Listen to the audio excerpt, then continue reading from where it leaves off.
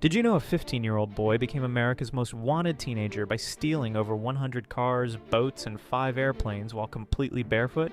Colton Harris Moore earned the nickname the Barefoot Bandit after police kept finding his bare footprints at crime scenes across Washington, Idaho, and Canada. Starting at age 15, he lived in the wilderness for 2 years, breaking into vacation homes for food, stealing cars when he needed transportation, but then he escalated to something incredible. He taught himself to fly airplanes by reading manuals and playing flight simulator games. Then he actually stole 5 real aircraft. The FBI launched massive manhunts with helicopters and tracking dogs, but Colton kept escaping into the forest. He became a folk hero on social media. Thousands of Facebook fans cheered every escape.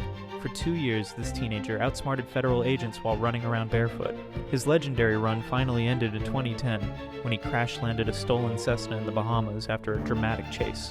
The world's youngest international fugitive was finally caught.